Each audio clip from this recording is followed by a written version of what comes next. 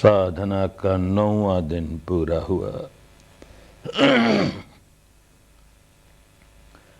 अब शिविर का केवल एक ही दिन और बचा है।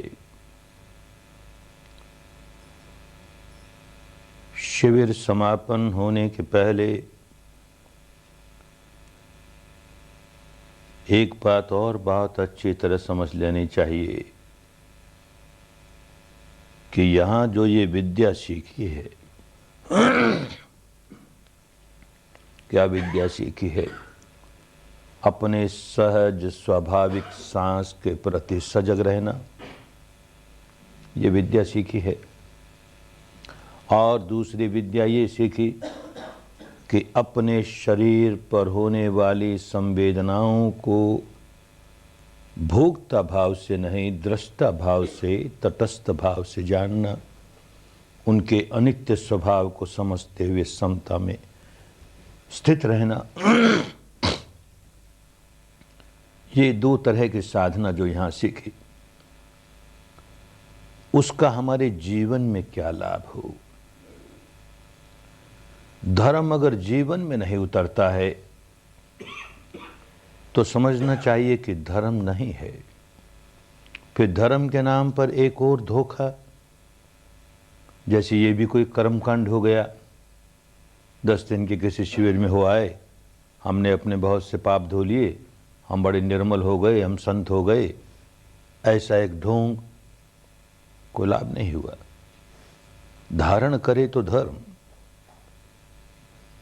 जीवन में धर्म उतरने लगा कि नहीं उतरने लगा, इस साधना का जीवन में लाभ होने लगा कि नहीं होने लगा, वो इसी मापदंड से मापेंगे कि एक तो हमारा अपना जीवन पहले से बदल करके ज़्यादा सुख शांतिमय जीवन होने लगा। व्याकुलता रहती थी जीवन में, अनचाही बात हुई तो व्याकुल हो गए, मनचाही नहीं हुई तो व्याकुल हो गए। वो व्याकुलता पहले से कम हुए जा रही है। हम स्वयं सुख शांति का जीवन जीने लगे हैं और दूसरों के लिए भी सुख शांति का वातावरण निर्माण करने लगे हैं। हमारी वजह से कोई व्यक्ति अशांत या दुखी नहीं होता, हमारी वजह से कोई भी व्यक्ति शांत ही होगा, सुखी ही होगा। ऐसा सचमुच होने लगा क्या? अगर सचमुच होने लगा, भले थोड़ा थोड़ा ही होने लगा, पहले से सुधार हुआ, थोड़ा थोड़ा ही हुआ, पर सुधार तो होना चाहिए ना। कुछ भी सुधार नहीं हुआ, जैसे पहले थे वैसे ही हैं। और एक नशा सिर पर ये चढ़ा ले कि अब तो हम विपश्ची हो गए, हमें सर्टिफिकेट मिल गया, तुम एक 10 दिन साधना करिए आए, बड़े धर्मवान हो गए अब तो हम, तो धोखा हो जाएगा, कर्मकांड हो जाएगा, बात नहीं बनेगी। तो कैसे इस साधना को अपने जीवन में उतारेंगे, कैसे इस साधना का उपयोग अपने जीवन में करेंगे, जिससे हमारे भी दुख दूर हो, हमारी व्याकुलता दूर हो, हमारी अशांति दूर हो, और औरों के भी दुख दूर होने में, अशांति दूर होने में, व्याकुलता दूर होने में हम किस प्रकार सहायक बन जाएं। समझिए ये साधना क्या है, खूब अच्छी तरह समझ करके जाएं। एक और अभ्यास कर रहे हैं, अनुभव कर रहे हैं, दूसरी ओर बुद्धि के स्तर पर समझ भी रहे हैं कि क्या साधना है। भारत बहुत पुरातन देश, ऋषियों का देश, मुनियों का देश, संतों का देश, सत्पुरुषों का देश, महापुरुषों का देश, अरहंतों का देश, बुद्धों का देश। इतने ऋषि हुए भारत में। ऋषि शब्द का अर्थ ही ये है कि ये बड़े वैज्ञानिक थे, रिसर्च साइंटिस्ट जिसे कहते हैं, वैज्ञानिक थे जो सत्य का अनुसंधान करने वाले थे। आज का पश्चिम का वैज्ञानिक सत्य का अनुसंधान करता है, बाहर की वस्तु, स्थिति, घटना, इन सब का अनुसंधान करता है, टुकड़े कर करके उसकी सच्चाई को खूब अच्छी तरह जानता है और उसका उपयोग करता है। अपनी जान सही उपयोग करता है कि लोगों की सुख सुविधा बढ़े, लेकिन सुख सुविधा थोड़ी सी बढ़ती भी है, उसके साथ साथ हानि की बात बहुत हो जाती है। भारत के ऋषियों ने उसे महत्व नहीं दिया। अपने भीतर सत्य का अनुसंधान हो। तो ऋत शब्द का अर्थ ही यही, ऋषि शब्द का अर्थ ही यही कि जो ऋत की ऐषणा करे, गवेषणा करे, पर्यवेक्षणा करे। माने ये ऋत क्या है, कुदरत का कानून क्या है, उसको अनुभूति के स्तर पर जाने। तो ऋषि हुआ। किस लिए गवेषणा करते हैं ऋत की? ये सर्वसामान्य बात है कि कोई दुखी नहीं रहना चाहता, कोई व्याकुल रहना नहीं चाहता। प्राणी मात्र का स्वभाव है कि कैसे व्याकुलता से बचे। तो व्याकुलता से बचे तो कोई भी समझदार आदमी इस बात पर चिंतन करे कि व्याकुलता से कैसे बचूं भाई। तो एक बात बहुत स्पष्ट मालूम होगी कि मेरी व्याकुलता का जो कारण है वो कारण दूर हुआ, मेरी व्याकुलता दूर हो जाएगी। तो व्याकुलता से बचने के लिए हर व्यक्ति प्रयत्न करता है कि मेरी व्याकुलता का जो कारण है उसे कैसे दूर करूं। कठिनाई ये होती है कि व्याकुलता का सही कारण क्या है ये समझ में नहीं आता। तो व्याकुलता का कारण बाहर के किसी व्यक्ति में देखता है, किसी वस्तु में देखता है, किसी घटना में देखता है, किसी स्थिति में देखता है। ये ऐसा हो गया, इस वजह से मैं व्याकुल हो गया। ये अनचाही बात हो गई, मैं व्याकुल हो गया। ये मनचाही बात नहीं हुई, मैं व्याकुल हो गया। इस आदमी ने मेरे साथ गलत व्यवहार किया, मैं व्याकुल हो गया। तो अपनी व्याकुलता का कारण बाहर की वस्तुओं में, व्यक्तियों में, स्थितियों में, घटनाओं में देखता है। तो अब उसके समझ में यही आया है कि अपनी व्याकुलता के कारण को दूर करो। तो बाहर की वस्तुओं को, व्यक्तियों को, स्थितियों को अपने मनोनुकूल कैसे बना लें। सारा प्रयत्न, सारी ऊर्जा, सारी मेहनत जीवन भर इस काम में लगा रहता है, कैसे ये मनोनुकूल हो जाए, कैसे ये मनोनुकूल हो जाए। हर व्यक्ति कहता है कि मेरा दुख दूर हो जाएगा, मेरी ये पत्नी जरा सी सुधर जाए, फिर देखो हमारे परिवार में बड़ी शांति आ जाएगी। पत्नी से पूछो, वो कहे ये पति जरा सा सुधर जाए, फिर घर में बड़ी शांति आ जाएगी। बाप कहता है बेटा सुधर जाए, बेटा कहता है बाप सुधर जाए, भाई कहता है भाई सुधर जाए, पड़ोसी कहता है पड़ोसी सुधर जाए, दूसरा सुधर जाए। दूसरे में कुछ ना कुछ खोट है। क्या खोट है? कि वो मेरे मन के मुताबिक व्यवहार नहीं करता। सीधी बात ये, मेरे मन के मुताबिक जो काम है वो तो अच्छा, और मेरे मन के मुताबिक जो काम नहीं है वो बुरा। तो मेरे मन के मुताबिक काम क्यों नहीं होता? तो बड़ा बल लगाता है, ये आदमी मेरे मन के मुताबिक काम कैसे करने लगे, बड़ा बल लगाता है। अरे आदमी अपना मालिक है, अत्ता ही अतनो नाथो, दूसरे का मालिक नहीं भाई। तुम दूसरे को कैसे बदल लोगे? नहीं समझता, बड़ा जोर लगाता है। अच्छा, किसी तरह सफल भी हो गया, उसे बदल लिया, तो अब क्या गारंटी है कि ये तो बदल गया, अब कोई दूसरा व्यक्ति मेरे मन के विपरीत काम करने नहीं लगेगा? क्या गारंटी है? कोई दूसरा करने लगेगा, उसे बदलोगे, तीसरा करने लगेगा, उसे बदलोगे। अरे कहाँ मनचाही होने वाली है। सारे विश्व का कोई एक छत्र सम्राट हो जाए, इतना शक्तिशाली, उसके जीवन में भी सारी मनचाही बात नहीं होती। मनचाही होगी, कभी अनचाही होगी, अनचाही ज्यादा होगी। क्यों ज्यादा होगी? कि जो मन चाही है वो पूरी होते ही मन का स्वभाव है कुछ और चाहने लगेगा, वो पूरी होगी कुछ और चाहने लगेगा। अरे तो सारी मन चाही कैसे पूरी होगी? तो कठिनाई आएगी ही, व्याकुल होगा ही। तो ये जो प्रयत्न बाहर की स्थितियों को बदल करके, व्यक्तियों को बदल करके मैं अपने दुखों से छुटकारा पा लूं, ये बड़ा गलत दृष्टिकोण ये हमारे देश के ऋषियों ने, मुनियों ने, संतों ने बहुत अच्छी तरह समझ लिया। बात उनके समझ में आ गई कि हमारा दुख तो भीतर होता है ना, घटना बाहर घटती है, दुखी हम भीतर हुए। तो भीतर झांक के देखें कि दुख होने का कोई और भी कारण है क्या भीतर। जो आदमी अपने भीतर झांकना शुरू करेगा, भीतर के सच्चाई को देखने का जरा सा भी काम करेगा, उसे तुरंत समझ में आ जाएगा कि भाई विकार जागा ना। घटना तो बाहर हुई, मैंने भीतर विकार जगा दिया, क्रोध जगाया, द्वेष जगाया, ईर्ष्या जगाई, राग जगाई, वासना जगाई, भय जगाया, अहंकार जगाया, कोई विकार जगाया। ये विकार जगाया तो व्याकुल हुआ। घटना वो की वो हो और मैं विकार नहीं जगाऊं, मैं व्याकुल नहीं होता ना। ये बात बड़ी जल्दी समझ में आने लग जाए, कोई आदमी बिल्कुल तटस्थ भाव से भीतर की सच्चाई को देखना शुरू करने का पहला ही कदम उठाए तो ये बात समझ में आने लगेगी। मैं दुखी इसलिए हुआ कि भीतर विकार जागा। अब क्या करें, इस विकार से कैसे छुटकारा पाए? तो भारत के ऋषियों ने, मुनियों ने यही खोज की कि विकार से कैसे छुटकारा पाए। क्रोध जागा है, व्याकुल हो गया है, क्रोध से कैसे छुटकारा पाए? अनेक प्रयोग किए गए, उनका अपना अपना लाभ हुआ। तो एक तो ये कि जब क्रोध जागा है और तुम व्याकुल हो तो किसी घटना को लेकर जागा है। अब उस घटना को भुलाओ और अपने मन को किसी और काम में लगा दो। किसी घटना को लेकर क्रोध जागा और तुमने उठ करके एक गिलास पानी पिया तो तुम्हारा मन पानी पीने में लग गया, क्रोध अपने आप कम होता चला गया। लेकिन मुश्किल है, जब क्रोध जागता है तो किसको पानी पीना याद आता है और पानी पिए जा रहा है और क्रोध जगाया जा रहा है, ऐसा भी होता है।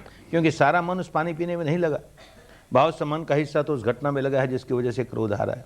तब तो और कोई बात में लगाओ। अच्छा, गिनती गिननी शुरू कर दो, 1 2 3 4, 1 2 3 4, 1 2। अब तुम्हारा मन उस गिनती में लग जाएगा। मन को किसी तरह से और काम में लगाओ, जिस बात को लेकर के क्रोध आया है उससे हटाओ और किसी और काम में लगाओ। नहीं बात बनी। पहले तो गिनती गिनने को जी नहीं चाहेगा, गिन नहीं पाएगा, क्रोध से छुटकारा नहीं हुआ। तो एक रास्ता और ढूंढा कि हर व्यक्ति में एक ऐसी श्रद्धा पैदा कर दो किसी देवी के प्रति, किसी देवता के प्रति, किसी ईश्वर के प्रति, किसी ब्रह्म के प्रति, किसी अल्लाह मियाँ के प्रति, किसी संत महापुरुष के प्रति, किसी के प्रति खूब श्रद्धा भरो, क्योंकि वो श्रद्धा इतनी गहरी है।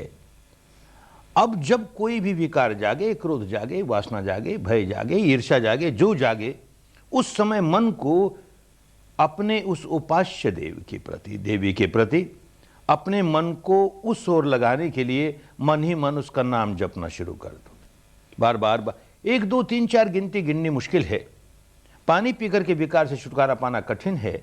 लेकिन अगर सचमुच श्रद्धा है किसी देवी के प्रति, देवता के प्रति, ईश्वर के प्रति, तो अरे इसका नाम लेंगे तो हमारे दुख दूर हो जाएगा।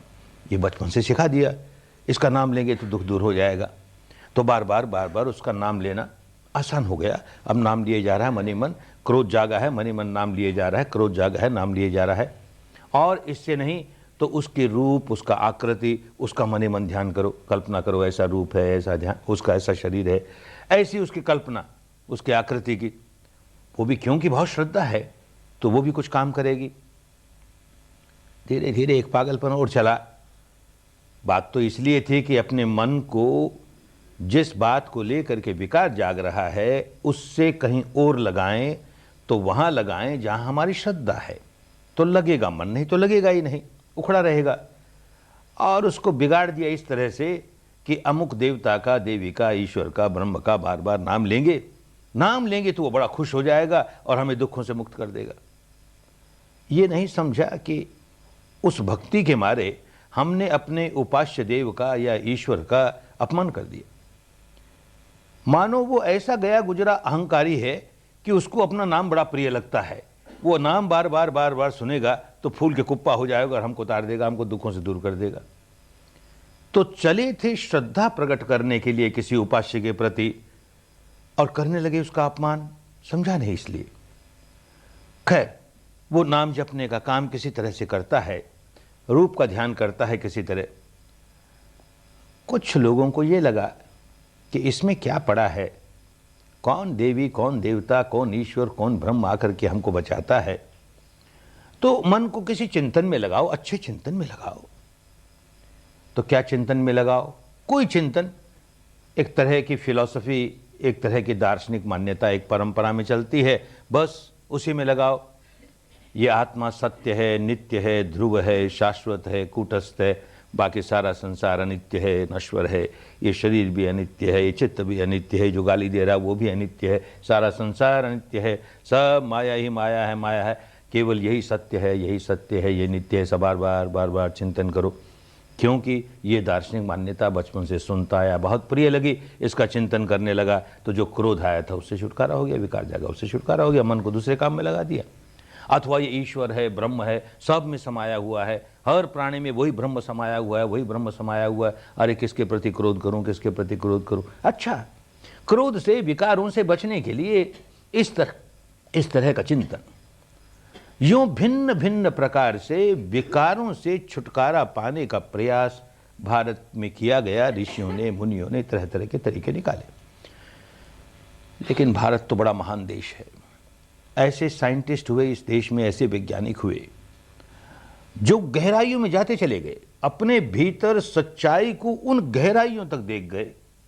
ये सारा का सारा शरीर प्रपंच, इसका एनालिसिस करते करते, विश्लेषण करते करते एकदम उस अवस्था पर पहुंच गए कि जहां सारा शरीर केवल परमाणु ही परमाणु, उनकी तरंगे ही तरंगे। ऐसे ये चित्त क्या है, इसको टुकड़े करते करते तरंगे ही तरंगे। ये चित्त वृत्तियां क्या है, इसको देखते देखते तरंगे ही तरंगे। सारा अनुसंधान किया और सारा इसका चित्त और चित्त वृत्तियों का और शरीर का, इनका सारा अनुसंधान करके इसके परे की अवस्था देख ली। तो इसीलिए उनको सर्वज्ञ कहा कि ये जो नित्य अनित्य क्षेत्र है इसको भी पूरा जान लिया, कुछ अनजाना नहीं रह गया, और इसके परे जो नित्य है उसको भी जान लिया, तो सर्वज्ञ हो गया। ये 6 इंद्रियां कैसे काम करती है, इनके विषय कैसे काम करते हैं, इस क्षेत्र को भी जान लिया। ये अनित्य का क्षेत्र है, 6 इंद्रियां, उनके अपने अपने विषय, ये सारा अनित्य का क्षेत्र है। खूब विवरण के साथ जान लिया, अनुभव से जान लिया, उसके परे चले गए, इंद्रियातीत अवस्था को जान लिया, तो सर्वज्ञ हो गए, सब जान गए।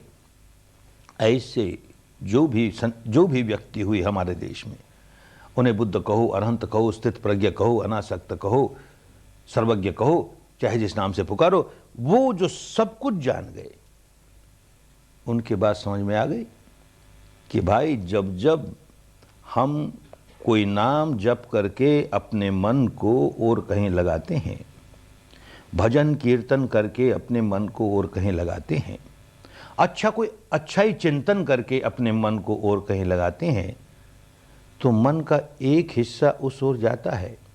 ये जो संज्ञा है, ये जो इंटेलेक्ट है, ये जो बुद्धि है, आज की भाषा में कहें तो ये जो कॉन्शियस माइंड है, ये और किसी काम में लग गया, और किसी काम में लग गया। लेकिन बाकी का जो हिस्सा है भीतर का, वो नहीं सुनता कुछ। क्रोध जागा था और हमने अपने ऊपर वाले मन को और कहीं लगा दिया, हमें लगा क्रोध चला गया, क्रोध चला नहीं गया, क्रोध का दमन हो गया। ऊपर हमने और लेप लगाने शुरू किए, और लेप लगाने शुरू किए, तो वो क्रोध दबता दबता दबता और नीचे चला गया। ऐसी वासना दबती दबती नीचे चली गई, ईर्ष्या दबती, जो विकार जागा था हमने ऊपर लेप लगा लगा करके उसके बोझ से उसको दबा दिया, अंतर मन की गहराइयों में चला गया। वो देखता है अंतर मन की गहराइयों में विकार बढ़ते चले गए, छुटकारा नहीं हुआ। और ये विकार जो अंतर मन की गहराइयों में चले गए, ये स्लीपिंग वॉल्केनोज हैं, अनुशय सोए हुए हैं।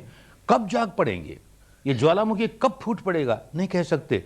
हम दुखों से सचमुच मुक्त नहीं हुए तो बात समझ में आए कि पलायन करने से, सच्चाई से दूर भागने से छुटकारा नहीं होता।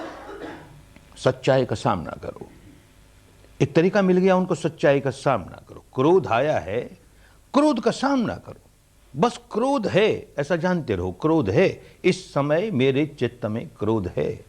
वासना जागी है तो वासना है, किसके प्रति है क्रोध, किसके प्रति है, भय किसके, उससे आलंबन से नहीं। भय भय है, अब्स्ट्रैक्ट फियर, अब्स्ट्रैक्ट एंगर, अमूर्त भय, अमूर्त वासना, अमूर्त क्रोध, बस उसी को साक्षी भाव से देखो। ऐसा देखने वाला व्यक्ति देखता है कि जो विकार जागा था उसका बल कमजोर होने लगा। विकार क्यों बढ़ता है कि हम अंदर ही अंदर अनजाने में उसका संवर्धन करने का काम शुरू कर देते हैं, समझते नहीं कर क्या रहे हैं। अब संवर्धन का काम रोका, केवल देख रहे हैं, तो उसका बल कम होते होते जो विकार आया था वो हट गया। वो हटा सो तो हटा, मानो बाहर की घटना से हमें क्रोध जागा। तो क्रोध जब जागता है तो वर्तमान क्रोध जो जागा है उसके साथ हमारे पहले क्रोध के जो संस्कार भीतर इकट्ठे हैं वो उभरने शुरू हो जाएंगे, उसके साथ आ जुड़ेंगे। हमारा क्रोध और बढ़ेगा, क्योंकि हमारा क्रोध का स्वभाव है, हमारा ईर्ष्या का स्वभाव है, हमारा द्वेष का स्वभाव है, हमारा राग का स्वभाव है। उभरेंगे और इसके साथ जुड़ जाएंगे तो क्रोध और बढ़ेगा। अब हमने देखना शुरू कर दिया तो भले वो भीतर वाले भी उभरे, तो नया आया था वो तो दूर हुआ ही, जो उभर करके ऊपर आए, जिनकी उदीरना हुई, वो भी थोड़े बहुत निर्जरा हो गई उनकी।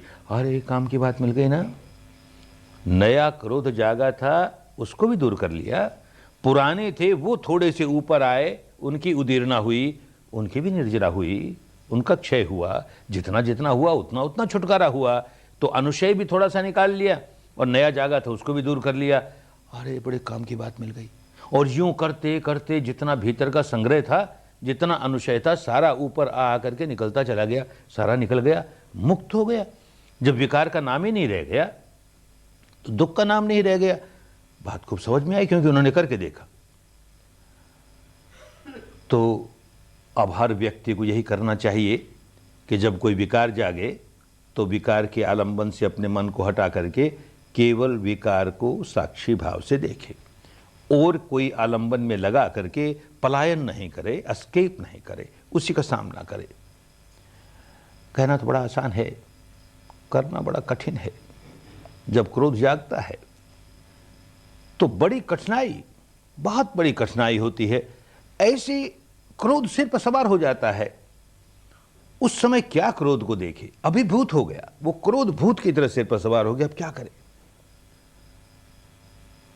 तो कोई प्राइवेट सेक्रेटरी साथ रखे जो हमें याद दिलाए, देख मालिक तुझ पर क्रोध आया है, तू क्रोध को देख।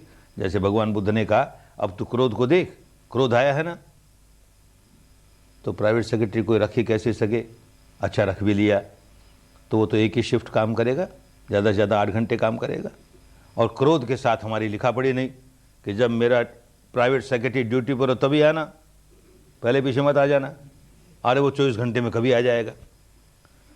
तो 3 शिफ्ट के 3 प्राइवेट सेक्रेटरी रखें, और लेबर लॉज हैं उनको छुट्टियां देनी पड़े तो 4 रखे, तो 5 रखे। अरे कौन रख पाएगा? अच्छा समझ लो किसी ने रख लिया। प्रति क्षण कोई न कोई प्राइवेट सेक्रेटरी खड़ा है हमको जगाने के लिए, हमको होश दिलाने के लिए। क्रोध आया और प्राइवेट सेक्रेटरी कहता है कि मालिक क्रोध आया, आपको क्रोध आया, तो पहला काम यही करूंगा, चांटा मारूंगा उसे। मूर्ख कहेगा, मुझको सिखाता है, मैं जानता हूं ना क्रोध क्यों आया, तू कौन आया बताने वाला?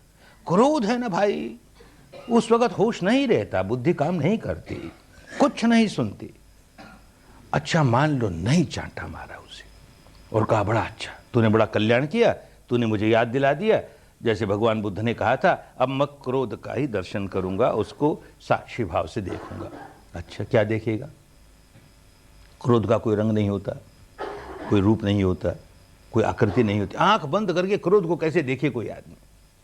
जब आंख बंद करके क्रोध देखने का जरा सा भी प्रयास करेगा तो जिस बात को लेकर के क्रोध आया है, जिस व्यक्ति को लेकर के, जिस घटना को लेकर, बार बार वही मन में आएगी, उसने ऐसा कह दिया, उसने ऐसा कर दिया, ये बात ऐसी हो गई। अरे तो तू क्रोध को कहां देख रहा है?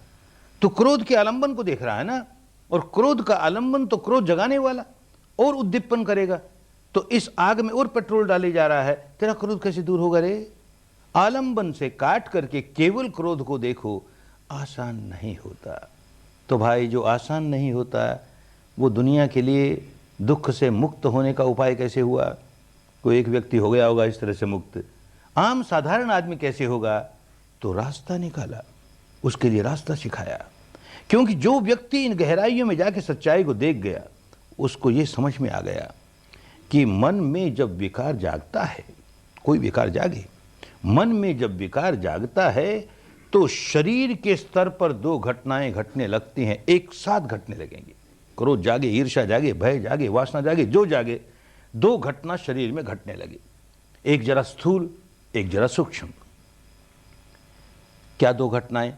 एक तो ये जो सांस है, जैसे ही विकार जागा, भय जागे, वासना जागे, ईर्ष्या जागे, क्रोध जागे, जैसे ही जागा, सांस अपनी स्वाभाविकता खो देगा, जरा सा तेज हो जाएगा, जरा सा भारी हो जाएगा, कुदरत का नियम है।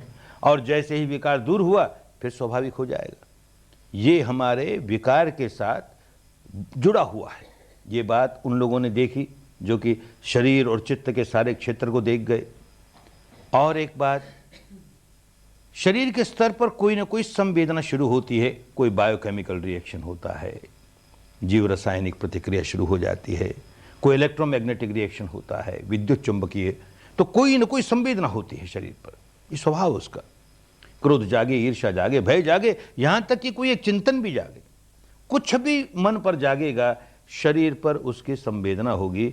ये जो व्यक्ति सर्वज्ञ हो गया उसको ये बात बहुत अच्छी तरह पता लग गई। तो कहता है सब्बे धम्मा वेदना समोसरणा, चित्त पर जो कुछ धारण किया वो संवेदना के साथ ही बहाव शुरू हुआ उसका।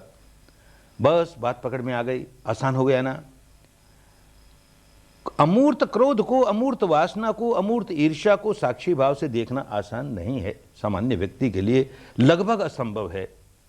लेकिन अगर वो प्रयत्न करे, थोड़ा सा भी प्रयत्न करे, जैसे हम कहते हैं 10 दिन के शिविर में आकर के ही प्रयत्न कर ले, जरा सा सीख जाए, तो सांस को देखना सीख जाएगा और शरीर पर होने वाली संवेदना को देखना सीख जाएगा। इनको देखना आसान और मन के विकारों को, अमूर्त विकारों को देखना कठिन। तो अगर हम सांस को देख रहे हैं, विकार जागा है और हमने ये स्वीकार कर लिया इस समय विकार जागा है, इतना तो स्वीकार कर लिया, पर उसको देख नहीं पा रहे हैं, सांस को देखने लगे, शरीर पर होने वाली संवेदना को देखने लगे, तो हमने पलायन नहीं किया। हमने अपने मन को और किसी बात में लगाया था, तब तो पलायन किया था। अब पलायन नहीं किया, क्योंकि ये सांस और ये शरीर की संवेदना ये उस विकार का ही भाग है। जैसे एक सिक्के के 2 पहलू हैं, एक तरफ मन में जागा हुआ विकार, उसी सिक्के के दूसरी तरफ ये सांस और ये संवेदना। तो अगर सांस और संवेदना को देख रहे हैं तो हम उस विकार के आमुख होकर के काम कर रहे हैं, उसे दूर नहीं भाग रहे। और सांस और संवेदना को देखते देखते हम देखते हैं जो विकार जागा था उसका उन्मूलन होना शुरू हो गया, उसकी जड़ें निकलनी शुरू हो गई। ये जब रास्ता मिला तो सरल हो गया सबके लिए। सांस को देखो, संवेदना को देखो, साथ साथ ये स्वीकार करो कि इस समय मेरे मन में विकार जागा है, बस इतना ही। और विकार को देखने का प्रयत्न नहीं, केवल इतना है कि विकार जागा है, सांस कैसा है, इस समय संवेदना कैसी है, बस ये देखना आया कि रास्ता मिल गया मुक्ति का। यही काम सीखा यहां आकर के। तो बहुत अच्छी तरह समझना चाहिए कि ये काम हम सीख रहे हैं, तो घर जाकर के भी सुबह शाम जो इसका अभ्यास करेंगे, इसका जीवन में प्रभाव आना चाहिए ना। क्योंकि ये तो होगा नहीं कि 10 दिन के शिविर के बाद घर में जाकर के कभी क्रोध आएगा ही नहीं, कभी द्वेष आएगा ही नहीं, ईर्ष्या आएगी नहीं, राग आएगा नहीं, वाह, अरे सब आएंगे, उनकी जड़ें नहीं निकली अभी। और ये भी नहीं कि क्रोध आया और तुरंत सांस देखने लगे, तुरंत संवेदना देखने लगे और वो खत्म हो गया, ऐसा भी नहीं होगा। इस आशा से काम नहीं करना। लेकिन मानो जैसे पहले क्रोध आ जाता था अनचाही बात होने पर, अब विपश्यना 10 दिन करने के बाद घर जाओगे तो वैसी अनचाही बात होने पर क्रोध आएगा, पुरानी आदत है, क्रोध आएगा और होश भी नहीं रहेगा कि सांस देखेंगे, संवेदना देखें। 9 बार ऐसा होगा तो एक बार ऐसा जरूर हो जाएगा कि जैसे ही क्रोध जागा, होश आया, सांस देखे, संवेदना देखें, सांस देखें, संवेदना देखें, उससे छुटकारा पा लिया। 10 बार क्रोध जागने पर एक बार अगर हमको सांस और संवेदना देखनी आ गई, अरे बहुत बड़ी जीत हो गई। पहले तो उसी में रोल करते थे, कभी देखना सीखा ही नहीं, अब जीत हो गई। 10 बार में एक बार तो हम सांस और संवेदना को देखने लगे विकार जागते ही। यही बढ़ते बढ़ते 2 बार देखने लगेंगे, 10 में से 4 बार देखने लगेंगे, 10 में से 10 बार देखने लगेंगे। अभ्यास की बात है, अपने मानस के स्वभाव को पलटना है और वो बार बार भावित होते होते होते हम उस स्वभाव को पलट देंगे। ये हमारा स्वभाव कैसे बिगड़ा? ये विकारों का स्वभाव भावित होता चला गया। अनचाही हुई कि द्वेष जगाया, मनचाही हुई कि राग जगाया, और अंतर मन की गहराइयों में तो अनचाही मनचाही संवेदनाओं पर होती है और वो होती रहती है। वो घटना भावित होती रहती है। घटना घटती है, हम राग जगाते हैं, हम द्वेष जगाते हैं, राग की घटना, द्वेष की घटना भावित हो रही है, बार बार वो घटना हो रही है और इसी को कहते हैं भावित हो गई, बहुलीकृत हो गई, बढ़ने लगी। अब पलट रहे हैं हम उसको। संवेदना जागी है, सुखद है कि दुखद है, हम नहीं राग जगाते, हम नहीं द्वेष जगाते। तो राग विहीनता के जो क्षण हमें प्राप्त हुए उन्होंने उसको भवित किया। अब राग विहीन की अवस्था भवित हो रही है। संवेदना तो है राग विहीन, संवेदना तो है द्वेष विहीन। वो घटना भवित होती है, एक बार हुई, 2 बार हुई, 10 बार हुई, बार बार होते होते होते वो भावित होने लगी। तो अभ्यास करने पर होगा ना, होने ही लगेगा। ऐसा नहीं होता है तो कहीं कोई गलती है। क्रोध भी आया, अनचाही घटना हुई, क्रोध आया, उसमें भी सुधार होना चाहिए। होश नहीं आया और क्रोध चल रहा है तो उसमें भी कुछ सुधार है। क्या सुधार है? पहले क्रोध आने पर कितनी देर तक क्रोध में सुलगते रहता था, अब देखिएगा जितनी देर पहले सुलगता था उससे कम देर में ही क्रोध के बाहर निकल आया। सांस नहीं देखा, संवेदना नहीं देखी, फिर भी कम देर में निकल आया। मानो 8 घंटे तक पहले एक घटना घटने पर क्रोध आया और 8 घंटे तक उस क्रोध में सुलगता रहा, व्याकुल रहा। अब देखिएगा 6 घंटे में ही समाप्त हो गई बात। फिर देखिएगा 4 घंटे में, 2 घंटे में, 1 घंटे में, 15 मिनट में, बिना ही सांस देखे, बिना ही संवेदना देखे। ये क्या हुआ? इसमें क्या चमत्कार की बात हुई? चमत्कार कुछ नहीं, नियम है कुदरत के बंधे बंधाए। सुबह शाम जब ध्यान करता है तो यही तो ध्यान करेगा ना, सांस को देखता है, संवेदना को देखता है, सांस को। अब क्रोध जागा है तो क्रोध जागते ही सांस तेज हुआ, क्रोध जागते ही धड़कन बढ़ी, क्रोध जागते ही गर्मी बढ़ी, क्रोध जागते ही तनाव आया, बेचैनी आई। ये जो शरीर में जो कुछ हुआ वो बिना प्रयत्न किए ही बीच बीच में क्रोध में बही जा रहा है।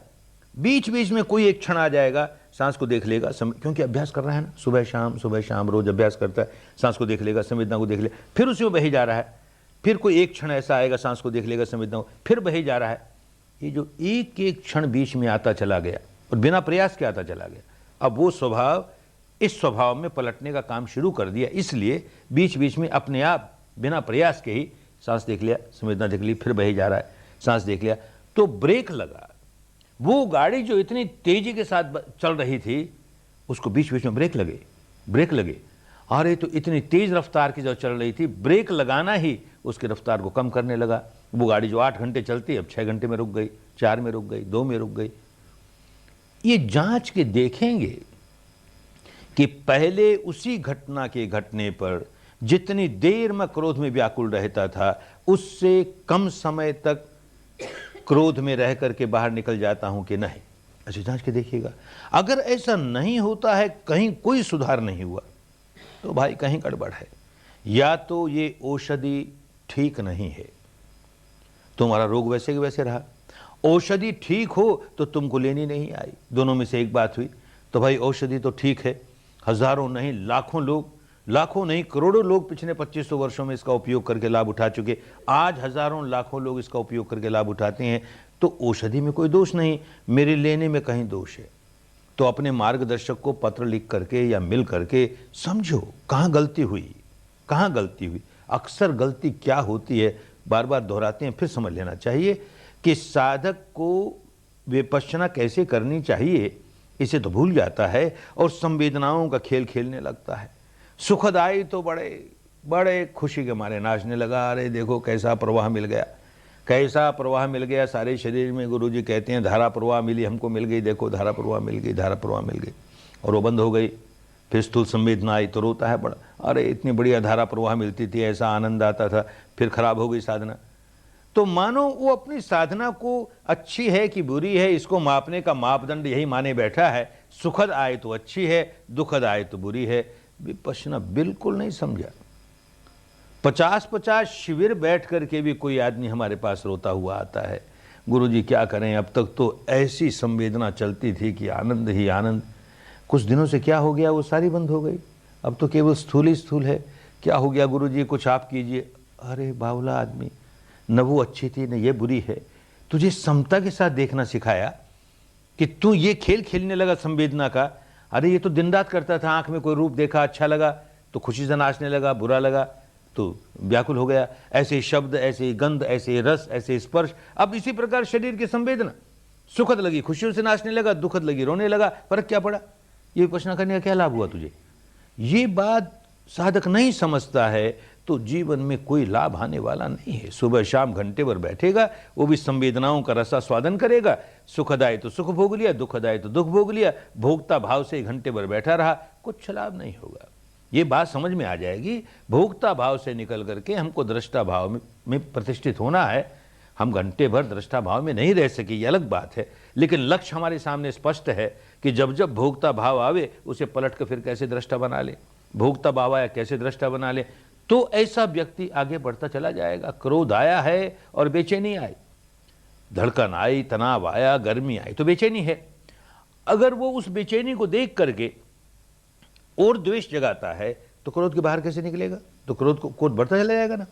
और ये सीख गया कि क्रोध आया है और भीतरी तनाव, खिंचाव, धड़कन आई है, इसको समता से देख भाई, ये अनित्य है, अनित्य, तो क्रोध निकलेगा और क्रोध की जड़ें निकलेंगी तो साधना ही ठीक से नहीं करेगा तो उसका परिणाम अच्छा कैसे आएगा।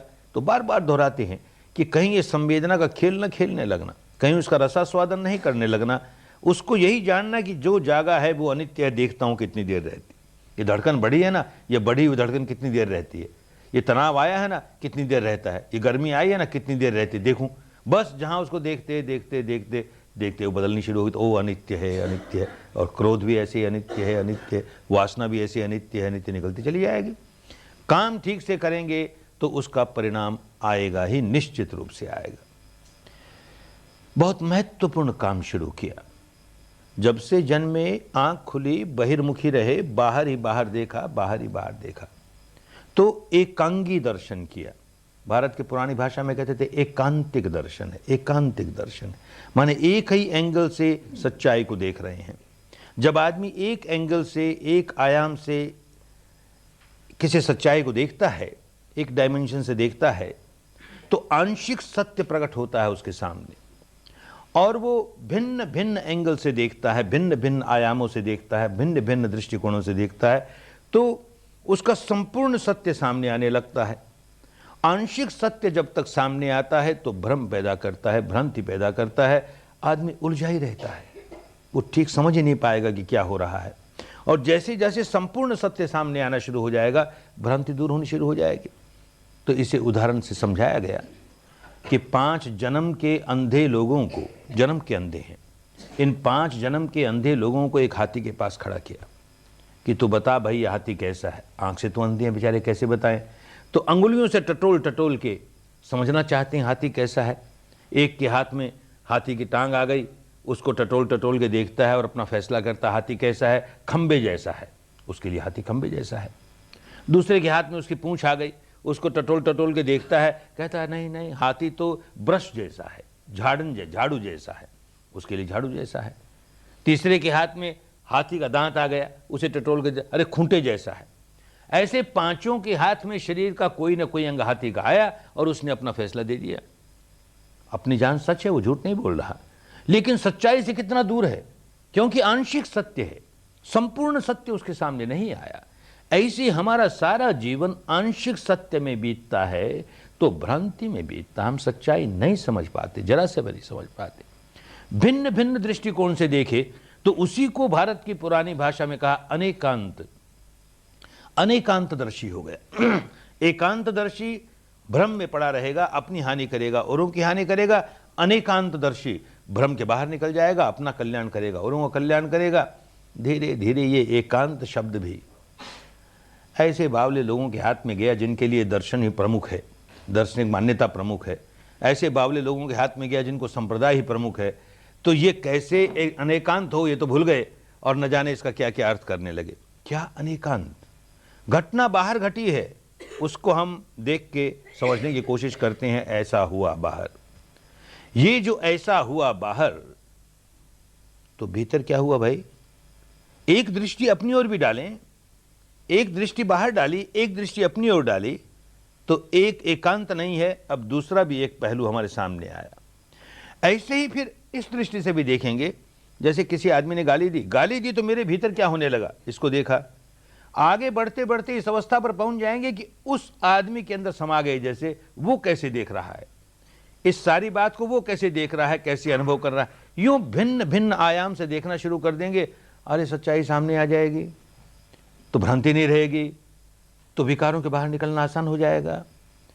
ये काम जो शुरू किया, पहले अपने भीतर की सच्चाई तो देख, बाहर की घटना को तो रोज ही देखता था, बाहर के वस्तु व्यक्ति घटना को, अब अपनी सच्चाई की ओर तो देख।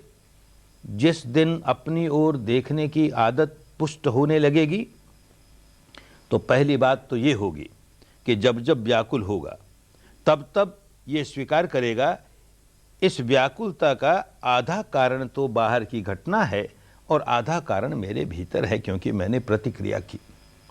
ये समझ में आने लगेगा तो रिस्पॉन्सिबिलिटी आधी आधी बांट ली, 50-50। चलो 50% तो अपनी गलती स्वीकार की, कुछ सुधरेगा और आगे बढ़ेगा इस रास्ते पर। तो इस अवस्था पर पहुंचना ही होगा जहां कहेगा कि मेरी व्याकुलता का 100%, 100% कारण मेरे भीतर है, बाहर नहीं, जरा भी नहीं। जैसे मेरे सुख का कोई कारण बाहर नहीं, सारा कारण मेरे भीतर है, वैसे मेरे दुख का कोई कारण बाहर नहीं, सारा मेरे भीतर है। ये खूब समझ में आने लगेगी, बुद्धि से नहीं अनुभूति से समझ में आने लगेगी। वैसे बुद्धि के स्तर पर भी समझेगा ही। किसी ने बहुत हानि कर दी, मेरी बहुत हानि कर दी, मैं मामला ले गया कोर्ट में, और कोर्ट तो कोर्ट सभी देशों में ऐसा होता है, भारत में भी है ही। एक कोर्ट से दूसरे कोर्ट, दूसरे कोर्ट से तीसरे कोर्ट, यूं सुप्रीम कोर्ट तक जाते जाते 7 बरस लग गए। 7 बरस के बाद सुप्रीम कोर्ट का चीफ जस्टिस फैसला देता है कि इसमें तेरा कोई दोष नहीं, सारा दोष उस व्यक्ति का है, उसको ये दंड दिया जाना चाहिए। ठीक फैसला दिया, उसने अपना ठीक फैसला दिया। लेकिन मैं अगर समझदार हूं तो जरा सोच के देखूं, जब मेरा कोई कसूर ही नहीं और देश का सुप्रीम कोर्ट का चीफ जस्टिस कहता है मेरा कसूर नहीं, तो सचमुच मेरा कसूर नहीं। मेरा जब कसूर ही नहीं तो आखिर कुदरत का भी तो कोई कानून होगा, या परमात्मा का हो तो परमात्मा का भी तो कोई कानून होगा। जब मेरा कसूर ही नहीं तो ये 7 बरस तक मुझको व्याकुल क्यों बनाया? 7 बरस तक मेरी नींद हराम हो गई, मेरा खाना हराम हो गया, मेरा चैन हराम हो गई, क्या हालत हुई मेरी? मेरा कुछ कसूर ही नहीं और मैं 7 बरस तक तड़पता रहा। विपश्ची होगा तो खूब समझ में आएगा, ये जो 7 बरस तड़पता रहा उसकी जिम्मेदारी मेरी है, बाहर की घटना की नहीं। किस बावलेपने में प्रतिक्रिया किए जा रहा हूं, व्याकुलता उस वजह से है। ये बात खूब समझ में आने लगेगी, खूब समझ में आने लगेगी। अब तो अपनी व्याकुलता बाहर देखता है ना, तो बाहर देखता है तो भीतर की बात नहीं समझ में आती। जैसे जैसे अंतर्मुखी होकर के भीतर की सच्चाई देखना शुरू करेगा, सारी बात बिल्कुल समझ में आनी शुरू हो जाएगी। किस तरह से यह सारा शरीर परमाणुओं का पुंज कैसे काम करता है, किस तरह से ये मानस और उसके 4 खंड, ये विज्ञान जानने वाला जानने का काम करता है, ये संज्ञा पहचानने वाली और मूल्यांकन करने वाली मूल्यांकन करने का काम करती है, ये वेदना संवेदनशील होने का काम करती है, और ये संस्कार कैसे प्रतिक्रिया करने का काम करते हैं, और इन दोनों का परस्पर क्या संबंध है, कैसे इंटरेक्शन चलता है, कैसे क्रॉस करंट चलते हैं, खूब देखना शुरू कर देगा तो बात खूब समझ में आएगी। जितना जितना उसको गहराई के साथ अनुभूतियों के स्तर पर देखेगा, उतना उतना समझ में आएगा मैं जिम्मेदार हूं भाई, मैं जिम्मेदार हूं, खूब समझ में आएगा। किसी आदमी ने मुझे गाली दी, मैं व्याकुल हुआ, गाली दी, व्याकुल हुआ, वो भी हमारी गलती। पर यहां गलती समाप्त नहीं की। उसने गाली दी, मुझको व्याकुल बनाने के लिए गाली दी। वो मेरा दुश्मन है, मुझको सुखी नहीं देखना चाहता, मुझको दुखी करना चाहता है, इसलिए गाली दी। उसने अपमान किया और मैं व्याकुल हुआ। उसने एक बार गाली दी मुझे, एक बार व्याकुल बनाने के लिए, मैंने क्या हालत बना ली अपनी। वो तो चला भी गया, वो भूल भी गया होगा। मैं बार बार उस घटना को अपने मानस के रंगमंच पर फिर बार बार दोहराता हूं। उसने गाली दी, उसने मुझे ऐसी गाली दी, उसने मेरा ऐसा अपमान किया। 1000 बार, लाख बार, करोड़ बार, बार उसे दोहराता हूं। जितनी बार दोहराता हूं उतनी बार क्रुद्ध होता हूं, जितनी बार क्रुद्ध होता हूं उतनी बार व्याकुल होता हूं, बढ़ा ही जा रहा हूं। कभी कभी तो ऐसा बावलापन कि कोई आदमी कहता मेरा ऐसा अपमान किया, जन्म भर नहीं भूलूंगा। अरे मत भूल, किस पर एहसान करेगा? जन्म भर तड़पेगा, भीतर ही भीतर तड़पेगा, करेगा क्या?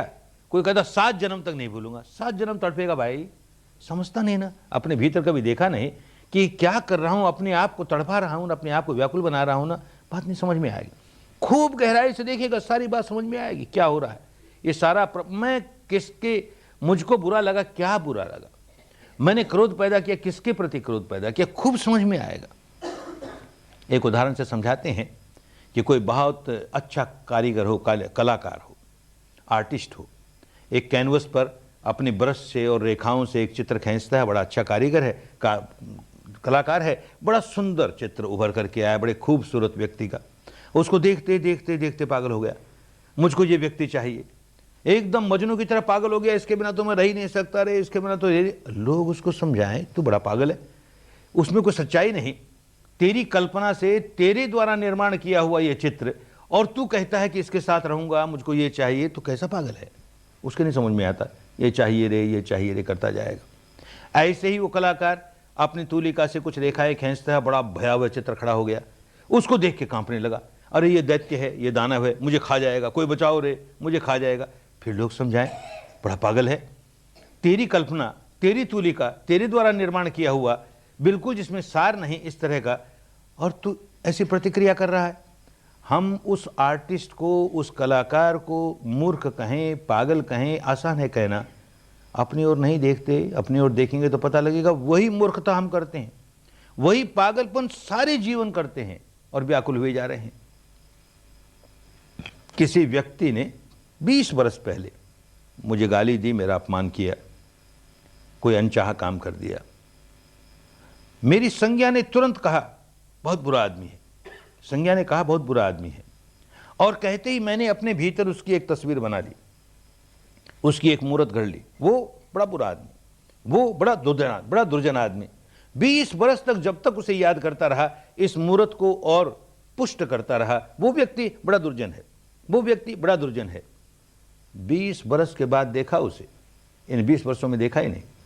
अरे 20 वर्ष में तो बदल के न जाने कितना बड़ा संत हो गया होगा। और उस वक्त भी जिस वक्त तुमने कहा कि ये दुर्जन है, वो सचमुच दुर्जन था कि तेरी संज्ञा ने कहा दुर्जन है? लेकिन दुर्जन तूने उसकी दुर्जन होने की मूर्त गढ़ ली, तो जैसे ही उसे देखा तेरे मन में यही भाव आया बड़ा दुर्जन है, तो क्रोध जागा, घृणा जागी। तू किस पर क्रोध कर रहा है, किस पर घृणा कर रहा है? ये तेरी बनाई हुई मूर्त सामने आई ना, वो व्यक्ति कैसा है तुझे कुछ नहीं मालूम, तूने उसकी एक मूर्ति गढ़ी और वो तेरे सामने आई, और उस मूर्ति को लेकर के तू क्रोध पैदा कर रहा है, घृणा पैदा कर रहा है। तो उस कलाकार में और तेरे में क्या अंतर है रे? तेरी बनाई हुई मूर्ति है ना, तेरी काल्पनिक मूर्ति है ना। ऐसे ही 20 वर्ष पहले किसी व्यक्ति ने कोई बात कही, कुछ काम किया जो मुझे बड़ा अच्छा लगा, अच्छा लगते संज्ञा ने कहा बड़ा संत है, तो बहुत भला आदमी है, तो बहुत भला आदमी है। अब उसकी मूर्त गढ़ ली, बहुत भला आदमी, वो अरे उसका क्या कहना, बड़ा सज्जन है, बड़ा संत है। 20 वर्ष तक वो मूर्त संवारता रहा, बहुत संत है, बड़ा संत है। 20 वर्ष बाद उसे देखता हूं, तब तक न जाने कितना दुर्जन हो गया वो। उसको देखते ही बड़ा संत है ये तो। किसको संत मान रहा है रे? तेरे मन में उसकी जो मूर्त तूने 20 वर्षों से गढ़ी, वो मूर्त सामने आई ना, तेरी गढ़ी हुई मूर्त सामने आई ना, काल्पनिक मूर्त सामने आई ना, और रिएक्ट तो उस पर कर रहा है ना, प्रतिक्रिया उस पर कर रहा है ना। समझेगा तो करेगा नहीं ऐसी गलती, नहीं समझता है तो सारे जीवन भर यही काम करता है, यही काम करता है। कोई कहता है मैं क्या करूं, इस आदमी को जब देखता हूं तब मुझे गुस्सा आ जाता है, मैं क्या करूं, बहुत कोशिश करता हूं ना आए, इस आदमी को देखते ही गुस्सा आ जाता है। अच्छा भाई, तो जरा सोच कर देख, तू इस आदमी को देखते तुझे गुस्सा आता है, इसका मतलब उसकी जो जीव रसायन है, उसमें जो बायोकेमिकल्स हैं, वो तेरे बायोकेमिकल से सूट नहीं करते, उसके बायोकेमिकल की वजह से तेरे भीतर गुस्सा आता है। सचमुच ऐसा है, अगर उसके बायोकेमिकल लोगों में गुस्सा पैदा करने वाले हैं, तो जो देखे सबको गुस्सा आना चाहिए ना, सबको नहीं आता ना। एक ही व्यक्ति को एक ही समय 5 लोग देख रहे हैं, और 5 लोग 5 तरह की प्रतिक्रिया कर रहे हैं। मुझे उस पर गुस्सा आ रहा है, हो सकता है किसी को उस पर वात्सल्य भाव आवे, हो सकता है किसी को उसके प्रति वासना जागे, हो सकता है किसी को उसके प्रति प्यार जागे, हो सकता है किसी को उसके प्रति भय जागे। जिस किसी ने उस व्यक्ति की जैसी मूर्त गढ़ी, उसी प्रकार प्रतिक्रिया कर रहा है। तो बात समझनी चाहिए ना, हम प्रतिक्रिया किसके कर रहे हैं? अपनी संज्ञा ने जो कुछ तैयार किया उसकी प्रतिक्रिया कर रहे हैं। ये बात जब ठीक से समझ में आने लगेगी तो सारा रहस्य खुलता चला जाएगा। और ये भीतर इसलिए देख रहे हैं कि ये सारा रहस्य खुलता चला जाए, कहीं कोई पागलपन रह न जाए। जैसे एक ही व्यक्ति को 5 लोग देखते हैं, 5 तरह की प्रतिक्रिया होती है, ऐसे ही एक ही व्यक्ति एक ही घटना को 5 बार देखता है और उसकी 5 प्रकार की प्रतिक्रिया होती है। एक ही प्रकार के शब्द मेरे कान में आए और 5 बार आए, 5 समय आए, और वही शब्द हैं, लेकिन मैं प्रतिक्रिया 5 तरह की कर रहा हूं। एक उदाहरण से समझें। कभी कभी बात उदाहरणों से स्पष्ट हो जाती है। उदाहरण है केवल। कोई शाम का समय है, मैं अपने 2, 4, 5 साधकों के साथ फुटपाथ पर चल रहा हूं, और यूं चलते हुए अंधेरा सा है, फुटपाथ पर कोई आदमी लेटा था और किसी एक साधक ने उसको ठोकर लगा दी। ठोकर लगते ही वो चीखा, चिल्लाया, अंधे हो, तुम्हें सूझता नहीं। ये शब्द मेरे कान में पड़े, गाली के शब्द हैं, अंधे हो, सूझता नहीं। लेकिन अच्छा विपश्ची हूं तो अंदर देखूंगा कि जैसे ही वो कान में शब्द पड़े, भीतर एक गुदगुदी होने लगी, सारे शरीर में बड़ा पुलक रोमांच हुआ, बड़ा अच्छा लगा। वो कहता है, गाली दे रहा है और हमको यहाँ गुदगुदी हो रही है, बड़ा अच्छा लग रहा है। एक घटना घटी। दूसरी घटना, अब दूसरे दिन दूसरी बार मैं अकेला जा रहा हूं उसी फुटपाथ पर और मुझसे ठोकर लग गई। ठोकर लगी और वो चीखा, अंधे हो, सूझता नहीं। वही शब्द आए कान में। अब देखता हूं कोई गुदगुदी नहीं। अब तो बड़ी अप्रिय संवेदना है, शरीर में बड़ी दुखद संवेदना है। क्यों भाई, शब्द तो वही आए कान में, अब क्या हो गया? दूसरी घटना। तीसरी घटना, फिर अपने वही 4-5 साधकों के साथ जा रहा हूं, फिर मुझसे ही ठोकर लगी, फिर वो उसी तरह चीखा, अंधे हो, सूझता नहीं। अब देखता हूं बड़ी दुखद संवेदना। वो जो इसके पहले दुखद संवेदना आई थी जब अकेले में ठोकर लगी और अकेले में वो चिल्लाया, इससे इस बार की संवेदना और ज्यादा दुखद, और ज्यादा व्याकुलता है।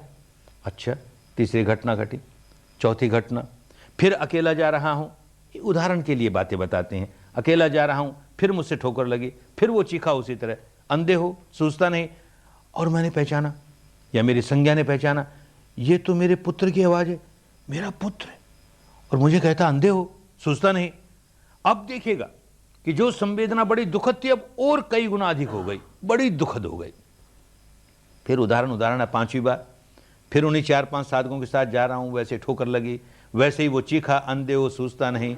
वैसे ही संज्ञा ने पहचान लिया, ये तो मेरा पुत्र है।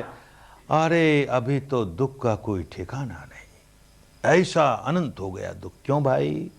5 बार एक की तरह की घटना घटी, 5 बार वही शब्द कान में पड़े, और ये 5 बार 5 तरह की संवेदना हुई, 5 तरह की प्रतिक्रिया हुई। क्यों हुआ?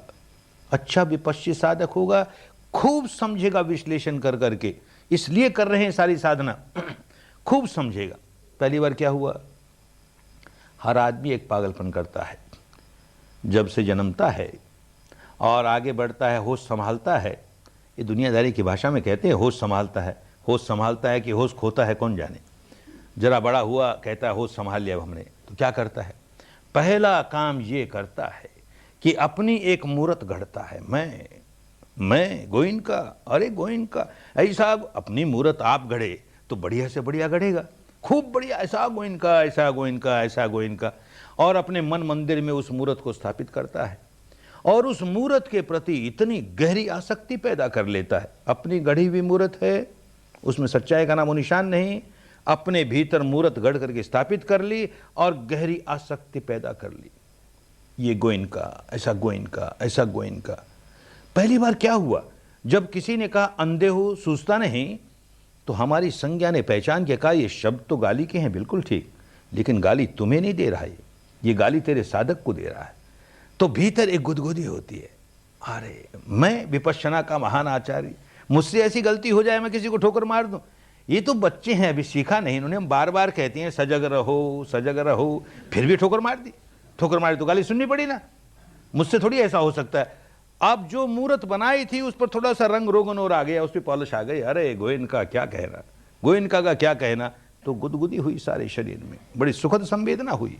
दूसरी बार वही गाली उसी आदमी ने उसी तरह से दी, तो संज्ञा कहती है गाली है, और अब के तेरे शिष्यों को नहीं है, तुझको गाली, मुझको गाली। अरे कोई मुझे गाली निकाले। आप देखो गुदगुदी कहां, सारे शरीर में दुखद ही दुखद संवेदना, और चीखता हूं बदले में, क्या हो गया, मर गया, तुम्हें खून आ गया, हो क्या गया, काहे चीख? अरे पहले गुदगुदी आई, बड़ा खुश हुआ, और अब तो ऐसी प्रतिक्रिया कर रहा है। खूब देखेगा, अंदर से विपश्ची होगा तो अपने आप को खूब समझेगा। तीसरी बार क्या हुआ? 2-4-5 साधक साथ है ना, तो एक और पागलपन हर आदमी करता है, अपनी बढ़िया मूर्त गढ़ करके अपने मन मंदिर में स्थापित करके उसके प्रति आसक्त होता है। यही बहुत बड़ी मूढ़ता है, पागलपन है। एक इससे बड़ी मूढ़ता करता है कि बहुत बढ़िया अपनी मूर्त गढ़ करके दूसरों के मन में भी स्थापित करता है। गोइनका, अरे ऐसा गोइनका, ऐसा गोइनका, अरे गोइनका का क्या कहना, गोइनका का क्या कहना। जिससे मिले उसके मन में अपनी इमेज बहुत बढ़िया होनी चाहिए, तो अपनी इमेज क्रिएट करके उसके मन में, अरे इसके लिए कितने नाटक करता है, कितने तमाशे करता है, किसी तरह से लोगों के मन में स्थापित हो जाए, गोविंद का तो बड़ा संत, गोविंद का तो ऐसा, विपश्यना का आचार्य ऐसा ऐसा ऐसा। अरे तो क्या हुआ तीसरी बार? तीसरी बार जब उस आदमी ने कहा अंधे हो सूझता नहीं, तो हमारे जो 4-5 साधक थे उनके मन में जो हमने इमेज स्थापित की, और उस इमेज के प्रति एक एक व्यक्ति में जो इमेज स्थापित की उसके प्रति आसक्ति पैदा कर ली। तो पहले तो एक ही मूर्त जो अंदर स्थापित की थी उसका भंजन हुआ, बड़ा दुख हुआ। अब ये 5 मूर्त भंजन हुई एक साथ। हमारे साधकों ने देखा, अरे अच्छा गुरु है, हमको कहता है सजग रहो, और खुद देखो ठोकर लगा दी और गालियां पड़ी ना। तो जो मूर्त उनमें स्थापित की थी वो टूटी, बड़ा दुख हुआ, 5 गुना दुख हो गया। अरे 5 आदमियों के मन में जो मूर्त स्थापित की थी, आदमी कहता है मुझको कोई अकेले में गाली दे दे, कोई हर्जा नहीं, सह लूंगा किसी तरह। अरे भरी सभा में 100 आदमियों के सामने गाली दे दी, क्या फर्क पड़ा भाई? गाली तो गाली है ना, तुझको अकेले में दे कि 100 आदमियों के सामने दे, फर्क क्या पड़ गया? समझिएगा, अच्छा विपश्ची होगा, क्या फर्क पड़ गया? इन 100 आदमियों के मन में मैंने जो इमेज क्रिएट की थी वो टूटी ना। 100 आदमियों ने जान लिया कि इस आदमी में दोष है, इसलिए इसको गाली सुननी पड़ती है। तो बड़ा दुख हुआ। ये बावलापन तीसरी बार में। अब चौथी बार में क्या होता है? हर आदमी मैं कह करके अपनी मूर्त स्थापित करता है, सो तो करता ही है, एक और मूर्त स्थापित करने लगता है। मैं का दायरा जरा सा बढ़ाता है। अब मेरा, ये मेरा पुत्र, ये मेरी पुत्री, ये मेरा पत्नी, ये मेरा पति, ये मेरा भाई, ये मेरा अमुक, ये मेरा करके जिसको मेरा कहता है, अब उसकी मूर्त करता है। बहुत खूबसूरत मूर्त करता है। अरे मेरा पुत्र, ऐसा पुत्र, विपश्यना की आचार्य का पुत्र, तो बड़ा विपश्यनावादी होगा, बड़ा धर्मवादी होगा, और जब मैं बूढ़ा हो जाऊंगा तो मेरी ऐसी सेवा करेगा, कहेगा पिताजी आप तो रिटायर हो, हम सब सेवा करेंगे, हम देखेंगे आपको, मेरा पुत्र ऐसा। बड़े उस पुत्र के प्रति बड़ी आसक्ति पैदा कर ली, उसकी इमेज क्रिएट करके, और अब वो गाली देता है, अंधे हो। चौथी बार संज्ञा ने कहा, ये जो गाली आई ना, ये तेरे बेटे की ओर से है। मेरा बेटा मुझे कहे अंधे हो सूझता नहीं। अरे कोई अनजान आदमी गाली भी निकाल दे, दुख तो होता है, इतना दुख नहीं होता। बेटा गाली निकाले, जिसको लेकर के इतने स्वप्न सजोए। खूब समझ में आने लगेगा, जैसे जैसे विपश्यना के रास्ते पर आगे बढ़ोगे, एक बात ये समझ में आने लगेगी कि जिसको मेरा कह करके मैं बहुत प्यार करता हूं, अंदर देखना शुरू करेगा तो ये बात समझ में आएगी, मैं किसी को प्यार नहीं करता, धोखा है। ये मेरा पुत्र है, मेरी पुत्री है, मेरी पत्नी है, मेरा पति है, ये अमुक है, मैं खूब प्यार करता हूं, सब झूठ। मैं प्यार अपने आप से करता हूं, मैं प्यार अपने स्वप्नों से करता हूं, अपनी इच्छाओं से करता हूं, अपनी अभिप्साओं से करता हूं। कोई व्यक्ति, पुत्र हो कि पत्नी हो कि पति हो कि भाई हो, वो मेरी इच्छाओं की पूर्ति में सहायक बन गया, मेरे स्वप्नों को पूरा करने में सहायक हो रहा है, इसलिए मुझे प्रिय लगता है। वही व्यक्ति जिसको मेरा कह के बहुत प्यार किया, वही व्यक्ति मेरे स्वप्नों को तोड़ने वाला हो जाए, सारा प्यार खत्म। भगवान के जीवन काल की एक घटना, देश का राजा प्रसेनजित भगवान के संपर्क में आया, तो धर्म के संपर्क में आया, विपश्यना के संपर्क में आया, खूब विपश्यना करने लगा। और जहां परिवार के किसी एक व्यक्ति में विपश्यना चली जाए, धीरे धीरे सारे परिवार के सदस्यों में जाने ही लगती है, ऐसा नियम है धर्म का। तो उसके परिवार के लोग भी विपश्यी हो गए। उसकी पत्नी पटरानी मल्लिका, वो भी अच्छी विपश्यना साधिका हो गई। दोनों एक साथ बैठ करके महल के एक कमरे में ध्यान का कक्ष बनाया, उसमें दोनों ध्यान करें रोज, और काफ़ी आगे बढ़े ध्यान में। तो एक दिन प्रसेनजित जब ध्यान से उठे तो पूछता है मल्लिका को कि आज मेरे मन में ध्यान करते करते एक प्रश्न उठा कि मुझे सबसे प्रिय कौन है। तो ये भी उठा कि तुझे सबसे प्रिय कौन है, तो बता तुझे सबसे प्रिय कौन है संसार में। वो कहती है अजीब बात है, ध्यान करते करते मेरे मन में भी यही प्रश्न उठा कि मुझे सबसे प्रिय कौन है।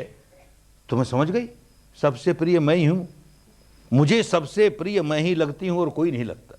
सच्चाई ये है। अगर वो विपश्ची साधक नहीं होता तो कहता इसका सिर उतार लो, ये रानी कैसी है, इतनी स्वार्थी है, कहती है मैं ही प्रिय लगती हूँ मुझको और कोई नहीं प्रिय लगता, मैं भी प्रिय नहीं लगता इसको। लेकिन वो विपश्ची साधक है ना, खूब समझता है। तो कहता भाई यही उत्तर मुझे मिला, मैंने भी अपने अंदर झांक के देखा तो मुझे यही लगा कि मुझको मैं ही प्रिय हूं, बाकी सारे लोग मेरे स्वप्नों में मेरे सहायक हैं इसलिए प्रिय लगते हैं, अन्यथा प्रिय नहीं हैं। दोनों के दोनों भगवान बुद्ध के पास गए और कहा महाराज आज तो ऐसा हुआ ध्यान में, और ऐसी वार्तालाप हुई। भगवान ने कहा साधु साधु साधु, तुम्हारा कल्याण हो गया।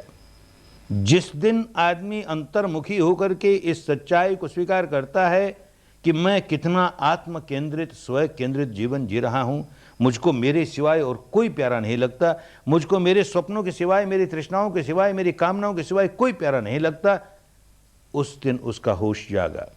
अब उसमें स्वार्थ बुद्धि निकलनी शुरू हो जाएगी, आत्म केंद्रित जीवन टूटना शुरू हो जाएगा, आत्म भाव अनात्म भाव में बदलना शुरू हो जाएगा, अहंकार निकल के निरहंकार की अवस्था में आना शुरू हो जाएगा।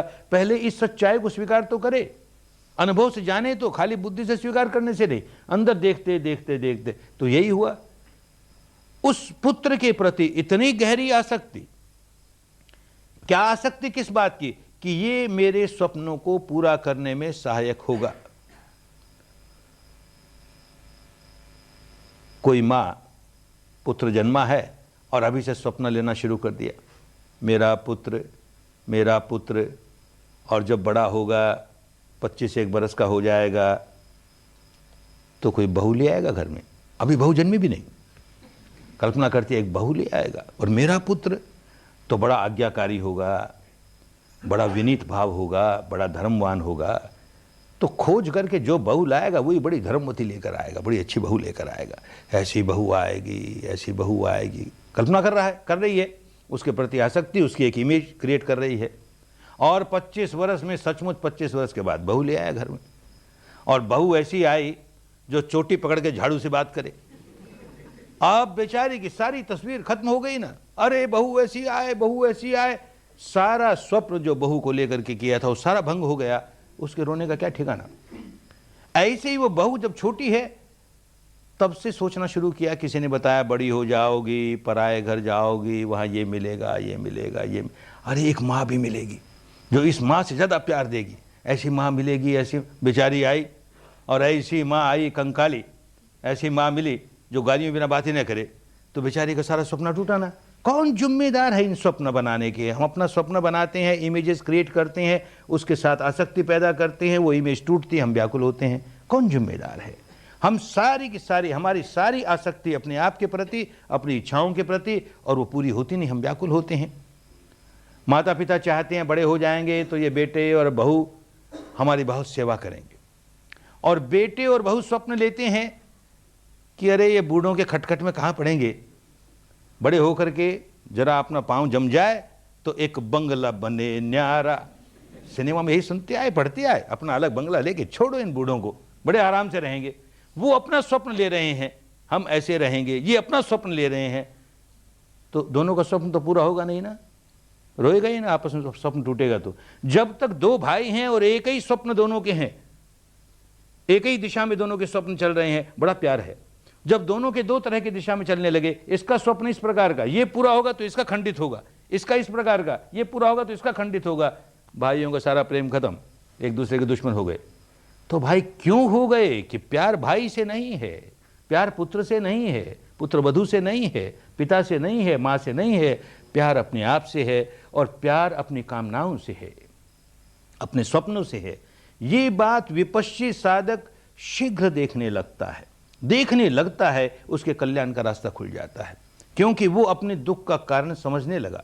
मेरे दुख का सही कारण ये है, ऐसा समझने लगा तो खूब समझ में आएगा कि चौथी बार जो मैं ज्यादा व्याकुल हुआ वो इसलिए हुआ कि मैंने स्वप्न संजोया अपने पुत्र के प्रति, और वो पुत्र मुझे गाली निकालता है। औरों के प्रति तो संजोया नहीं ना कोई स्वप्न। कोई अनजान आदमी गाली निकालता है तो दुख तो हुआ, पर उतना दुख नहीं हुआ क्योंकि उस अनजान आदमी के साथ मेरा कोई स्वप्न नहीं है कि ये मेरा स्वप्न पूरा करेगा, ये मेरी कामनाओं को पूरा करने में सहायक होगा, ऐसा रंच मात्र भी नहीं था। और इसके प्रति तो बहुत है, ये बड़ा हो जाएगा तो ऐसी मेरी सेवा करेगा, ये करेगा, ये करेगा। अब वो तो बिल्कुल विपरीत, बड़ा दुखी हुआ। 5वीं बार और ज़्यादा क्यों दुखी हुआ उसे भी समझेगा। एक और पागलपन करता है, मेरा मेरा मेरा कह करके उसकी मूर्त अपने मन में स्थापित करता है, सो तो करता है, औरों के मन में भी स्थापित करने लगता है। जानता भी है कि इसमें खोट है, फिर भी कहता मेरा पुत्र, अरे क्या कहना, ऐसा आज्ञाकारी है, ऐसा विपश्ची है, ऐसा है, ऐसा है। इसके मन में स्थापित की, इसके मन में स्थापित की, मेरा पुत्र, मेरी पत्नी, मेरा पति, मेरा अमुक, मेरा अमुक। और अब वही पुत्र जिसकी इमेज मैंने 5 साधकों के मन में स्थापित की, बरसों लगाए, अब वो 5 इमेजेस उनका भंजन हुआ ना। वो पुत्र इनके सामने मुझे गालियां निकालता है। अरे भाई, तू मेरा पुत्र है, घर में गाली निकाल देता तो ठीक था, फिर भी सह लेते। तो इन 5 आदमियों के सामने, मेरे साधुओं के सामने मेरी इज्जत खराब करता है, इनके सामने गाली निकालता है। होश नहीं है ना। अकेले में निकाले कि बाहर निकाले, तू क्यों दुखी हो रहा है इसको देखना। तूने अपने भीरत मूर्त गढ़ी ना। वो चित्रकार जो चित्र बना करके उस पर पागल हो गया, ऐसे ही हम मूर्तिकार मूर्ति बना बना करके पागल हो रहे हैं। ये बात विपश्चित साधक को जितनी जल्दी समझ में आ जाए उतनी जल्दी कल्याण के रास्ते पड़ गया, आनी चाहिए। अगर ये संवेदनाओं का खेल खेलता चला गया, सुखद आई और खुशियों से नाचने लगा, दुखद आई रोने लगा, तो सारे जीवन भर साधना करता जाए, उसका कोई लाभ होने वाला नहीं है। जो आदमी ये समझ गया कि सुखद आई कि दुखद आई, मुझको साक्षी भाव से देखना है, तो सारा रहस्य खुलना शुरू हो जाएगा। ये देख परमाणुओं का पुंज है, ये देख चित्त के 4 हिस्से हैं, ये विज्ञान है, जानने का काम करता है, ये संज्ञा है, पहचानने का काम करती है और मूल्यांकन करती है, वेदना संवेदनशील होने का काम करती है, ये संस्कार प्रतिक्रिया करने का काम करता है। वो देख इसका कैसे प्रभाव शरीर पर पड़ रहा है, कैसे संवेदना आ रही है, कैसे संवेदना हमें प्रभावित करती है। उस संवेदना की वजह से विकार और जागता है, संवेदना बढ़ती है, संवेदना बढ़ती है, विकार बढ़ता है, विकार बढ़ता है, संवेदना बढ़ती है। सारा प्रपंच समझ में आने लगेगा। अब संवेदना आएगी तो विकार नहीं बढ़ाएगा, साक्षी भाव से देखेगा, तो संवेदना अपने आप हमको सिर पर चढ़ने वाली नहीं होगी, तो विकार अपने आप सिर पर चढ़ने वाले नहीं होंगे, दोनों दुर्बल होते होते होते समाप्त हो जाएंगे। ये सारा काम सफलता के लक्ष्य में तब पूरा होगा जबकि हम विपश्यना ठीक से कर पाएंगे। और ठीक से करने का ये कि हम भोक्ता भाव से बाहर निकल करके दृष्टा भाव में स्थापित हों और उसके अनित्य स्वभाव को समझते रहें। अनित्य है, ऐसी संवेदनाएं तो अनित्य है, ऐसा विकार जागा तो अनित्य है। देखें तो कितनी देर रहता है, देखें तो कितनी देर रहता है। यूं उसमें पुष्ट होते होते अपने स्वभाव को पलटना शुरू कर देंगे। तो विपश्यना बड़ी कल्याणकारिणी हो गई, बड़ी कल्याणकारिणी हो गई। जितने हमारे भीतर दुर्गुण हैं, जितने हमारे भीतर खोट है, जितने हमारे भीतर मैल हैं, वो सारे के सारे हमारे मुक्ति के लिए बाधक हैं। मुक्ति, जब तक ये खोट नहीं निकलेंगे तो मुक्ति काहे की। हमको किसने रस्सी से बांध रखा है, कि हथकड़ियों से बांध रखा है, कि बेड़ियों से बांध रखा है। हम विकारों से बंधे हुए हैं। जब तक विकारों से बंधे हुए हैं तब तक हम बंदी हैं। भाव इसी तरह बंधे रहेंगे, एक जन्म के बाद दूसरा, एक जन्म के बाद दूसरा, और हर जन्म में व्याकुलता ही व्याकुलता, व्याकुलता ही व्याकुलता। ये सारे के सारे जो दुर्गुण है वो निकलते चले जाए, चित्त निर्मल होता चला जाए और सद्गुणों से बढ़ता चला जाए, तो यही सद्गुण हमारे सहायक हो गए, हमको भव सागर पार करने में बहुत बड़े सहायक हो गए। इसीलिए 10 तरह के ऐसे सद्गुण हैं जिनको पुरानी भाषा में पारमी कहा, पुण्य पारमी। ऐसे पुण्य माने वो जो हमारे चित्त को पुनीत करें, उसको पुण्य कहा जाता था। चित्त को पुनीत करने वाली 10 बातें जो कि हमको भव सागर से पार उतरने में सहायक बनती है, उनको पारमिताएं कहा, पारमी कहा। समझें, उसे काम आएंगी आगे जाकर के। कैसे एक एक पारमी हमें बढ़ानी है इसको खूब समझेंगे। एक पारमी है निष्क्रमा पारमी, माने निष्क्रमण करता है। जिस किसी को अंतिम अवस्था तक पहुंचना है उसे निष्क्रमण करना ही पड़ेगा। घर बार छोड़ करके, सन्यासी हो करके, सन्यासिनी हो करके, और वो अनंत की अवस्था पर पहुंचेगा। लेकिन हम गृहस्थ हैं, हम घर बार छोड़ने लायक नहीं, माने इस लायक नहीं, यही हमारा मानस अभी नहीं बना। तब ये पारमी हमारी कैसे पूरी हो। तो पुराने लोगों ने इसके लिए एक रास्ता निकाला। उन दिनों तो बड़े शिविर होते थे, 7 सप्ताह के शिविर होते थे। अब आजकल भाग दौड़ की बात आ गई तो 7 सप्ताह को घटा करके 1 महीना किया। कुछ काम बना और कम किया, 20 दिन किए, 15 दिन किए, 10 दिन किए, 10 से और कम किया, 7 दिन किया, देखा कुछ पल्ले ही नहीं पड़ता। तो एक नियम बना दिया कि 10 दिन का तो शिविर कम से कम, लंबा हो तो और अच्छी बात। तो कम से कम 10 दिन के लिए तो घर छोड़ करके निष्क्रमण पारमी पूरा कर रहे हैं ना। भले सिर नहीं मुड़ाया, कपड़े नहीं बदले, फिर भी भिक्षु का सा जीवन जीने आए हैं ना। और भिक्षु का क्या जीवन होता है, मैं मेरा कहने के लिए कुछ नहीं, सब छोड़ आया। तो यहां आता है तो न ये मकान मेरा, न ये भोजन मेरा, ये न मेरा, ये मेरा, कुछ नहीं। तो जैसे अपने अहंकार को पिघलाता है। मुक्त अवस्था का मतलब यही हुआ कि अहम भाव बिल्कुल समाप्त, आत्मभाव बिल्कुल समाप्त, अनात्म भाव में स्थापित हो जाता है, मैं मेरा समाप्त होता है। तो घर बार छोड़ के जब सन्यासी बनता है, खाना भी किसी दूसरे का दिया हुआ खाता है, हाथ में पात्र लेकर के भिक्षाम देहि, तो अहम पिघलेगा ना, अहम कैसे रहेगा। वो अहम पिघलाने के लिए, ये निष्क्रमण पारमी जरा जरा से बढ़ाने के लिए 10 दिन शिविरों में लोग आते हैं।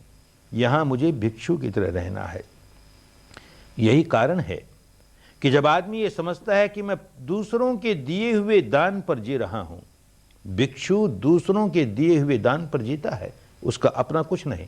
तो यहां 10 दिन रहते हुए किसी ने दान दिया, इसकी वजह से मुझे भोजन मिलता है, सुबह का भी दोपहर का भी। किसी ने दान दिया, उसके भोजन पर पल रहा हूं।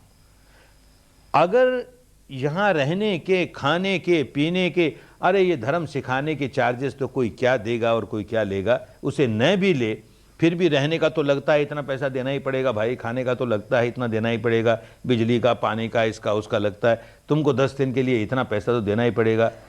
तो होटल हो जाती ना, फिर होटल का चार्ज दिया ना, तो उसके निष्क्रमण पारमी कैसे बनती। इसलिए इस परंपरा में खाने रहने, माने धर्म सिखाया उसकी तो बात ही क्या, खाने रहने खर्च, उसका भी कोई खर्चा नहीं। वो इसीलिए कि उसके मन में ये भाव आए, मैं पराये दान पर जी रहा हूं, पराये दान पर जी रहा हूं।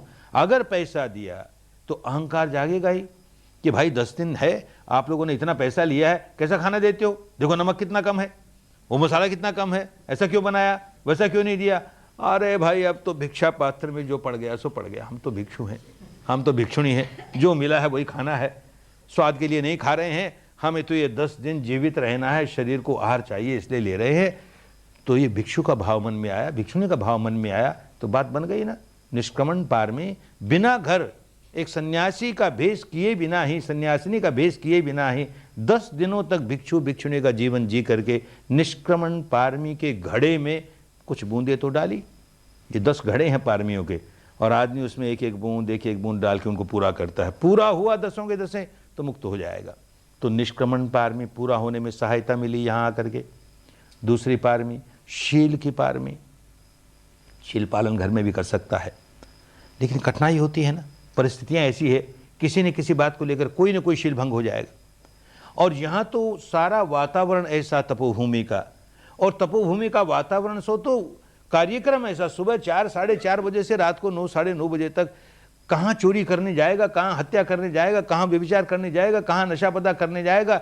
भूल अगर होगी भी तो कहीं झूठ बोल जाएगा, बोलेगा तो किसी बात को बढ़ा के बोल देगा, किसी को घटा के बोल देगा, मार्गदर्शक पूछेगा तो उसको उल्टा सीधा जवाब दे देगा, तो शील भंग हुआ। तो उसी के लिए कम से कम आपस में तो बात नहीं करे, 9 दिनों तक पूर्ण मौन।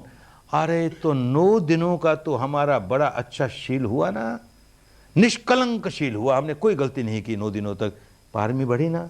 ये पारमी बढ़ने का मौका मिल गया, ऐसे 10 दिन के शिविर में आए तो ये हमारे शील की पारमी बढ़ाने का एक मौका मिल गया। और तीसरी पारमी वीर्य की पारमी, पुरानी भाषा है, माने प्रयत्न करेंगे, परिश्रम करेंगे, पुरुषार्थ करेंगे। ये पारमी घर में रहते हुए भी आदमी पुरुषार्थ करता है, मेहनत करता है। किस बात के लिए करता है, अपने जीवन यापन के लिए करता है। गृहस्थ है, करना भी चाहिए, कोई दोष की बात नहीं, लेकिन वो पारमी नहीं बनती। जो प्रयत्न, जो परिश्रम, जो पुरुषार्थ हमारे चित्त को निर्मल करता है, वो पारमी का काम। यहां 10 दिन यही काम करते हैं। सांस को देखते हैं तो वर्तमान में जीते हैं, भूतकाल से छुटकारा, भविष्य से छुटकारा, जो हुआ उसको वैसे यथाभूत देखा। संवेदना को तो भूतकाल से छुटकारा, भविष्य से छुटकारा, इस समय की यथाभूत जैसा है वैसा देखा, तो राग नहीं जगाया, द्वेष नहीं जगाया। तो ये जो प्रयास कर रहे हैं, ऐसे चित्त को वर्तमान में स्थापित करके, उसके अनित्य स्वभाव को देख करके दृष्टा भाव में स्थापित करना, इसका प्रयत्न कर रहे हैं, तो सही प्रयत्न कर रहे हैं, तो वीर्य की पारमी अपने आप बढ़नी शुरू हो गई। शील की पारमी, वीर्य की पारमी, प्रज्ञा की पारमी। ये जो श्रुतमयी प्रज्ञा है, ये तो कहीं प्राप्त हो जाती, यहां आने की जरूरत नहीं थी। चिंतनमयी प्रज्ञा है, सुन करके घर में उसका चिंतन करते, कहीं हो जाती। ये भावनामयी प्रज्ञा है, वही प्रज्ञा है जो प्रत्यक्ष ज्ञान होता है, उसको प्रज्ञा कहते हैं। अपनी अनुभूति से इस 3.5 हाथ की काया में प्रत्यक्ष ज्ञान, 10 दिन तो यही किया ना, तो ये प्रत्यक्ष ज्ञान जगा रहे हैं, प्रत्यक्ष ज्ञान जगा रहे हैं, अनुभूति वाला ज्ञान जगा रहे हैं, अपनी प्रज्ञा, भावनामयी प्रज्ञा जगा रहे हैं। ये पारमी पूर्ण हो रही है। एक और पारमी होती है शांति की पारमी। सहनशीलता, सहिष्णुता। एक एक आदमी अलग अलग बैठ के ध्यान करे, फिर भी 100 आदमी भी एक साथ बैठ के ध्यान करते हैं, 200 ही बैठ के ध्यान करते हैं। कभी हॉल में ध्यान कर रहा है, समझदार आदमी है तो इस बात का ख्याल रखिएगा कि मेरी वजह से किसी व्यक्ति के ध्यान में कोई विक्षेप नहीं आ जाए, मैं कोई ऐसा काम न कर दूं जिससे और लोगों का ध्यान भंग हो जाए। बड़ा सजग रहता है, लेकिन हर आदमी नहीं सजग रहते। किसी व्यक्ति ने ऐसी कोई हरकत कर दी और उससे मेरा ध्यान भंग हुआ, नहीं होश होगा तो चिड़चिड़ाएगा। कैसे लोग हैं, किस तरह से खांसता है, देखो किस तरह से डकार लेता है, देखो किस तरह से क्या करता है, तो बड़ा गुस्सा आएगा भीतर। फिर होश आएगा, अरे यहाँ गुस्सा जगाने थोड़ी आया, बेचारा रोगी होगा, इस मारे ऐसे करता है। या अज्ञानी है, उसे होश नहीं है कि वो औरों का तप भंग कर रहा है इसलिए करता है, तो उस पर दया जागे, करुणा जागे। क्या क्रोध क्यों जगाएं? तो क्षमा के पार में, शांति के पार में, सहनशीलता के पार में इसको पूरी करने का मौका मिलता है। और एक पार में सत्य की पार में, सच्चाई की पार में। और किसी से तो बोलेगा नहीं, बोलेगा तो अपने मार्गदर्शन से बोलेगा, बड़ा सजग होकर बोलेगा, जो पूछे उसको सही सही जवाब दूंगा, सत्य की पार में है। लेकिन ये सत्य की पार में उससे भी गहरी सत्य की पार में है कि सारा मार्ग सत्य ही सत्य का, हर कदम सत्य के सहारे, सत्य के सहारे। किम सचियारा हो भी आदि सच जुगादि, सच है भी सच, नानक हो सी भी सच। कहीं कल्पना का नामो निशान नहीं। इस क्षण क्या सच्चाई प्रकट हुई, इस क्षण मैंने क्या कल्पना आरोपित की, वो नहीं। इस क्षण क्या सच्चाई अपने आप प्रकट हुई, आपो आप निरंजन सोई। उस सच्चाई के साथ कदम कदम कदम बढ़ता है तो परम सत्य तक पहुंच जाएगा। इस तरह अपने सत्य की पारमी को बढ़ाई जा रहा है, सत्य की पारमी को बढ़ाई जा रहा है। एक और पारमी होती है अधिष्ठान की पारमी। दृढ़ निश्चय करता है, खूब दृढ़ निश्चय करता है, अपना मनोबल बढ़ाने के लिए बहुत आवश्यक है। तो आते ही 5 शील दिए तो दृढ़ निश्चय करता है, चाहे जो कुछ हो जाए, यहां रहते हुए 5 शीलों का बड़ी कड़ाई से पालन करूंगा, और पालन कर जाता है। यहां आने पर उसको कहा जाता है कि 9 दिन तक मौन रहना है, दृढ़ निश्चय करता है, मौन ही रहूंगा 9 दिनों तक, नहीं अपने किसी साथी से बात करूंगा। ये पारमी बढ़ती है, अधिष्ठान की पारमी बढ़ती है। और जितने नियम है उन सब का पालन करूंगा, पालन करता है, अधिष्ठान की पारमी बढ़ती है। और फिर तो बैठा देते हैं घंटे घंटे पर अधिष्ठान में, हाथ नहीं खोलना, पाँव नहीं खोलना, आंख नहीं खोलना। 1000 रोता है लेकिन फिर भी नहीं खोलता, तो नहीं खोलता तो उतनी उतनी अधिष्ठान की पारमी पुष्ट होती जाती है। बड़ी कल्याणकारिणी पारमी है। कोई व्यक्ति जब कभी बुद्ध बनेगा, अरहंत बनेगा, मुक्त बनेगा, ये पारमी बहुत आवश्यक है, बहुत कल्याणकारिणी होगी।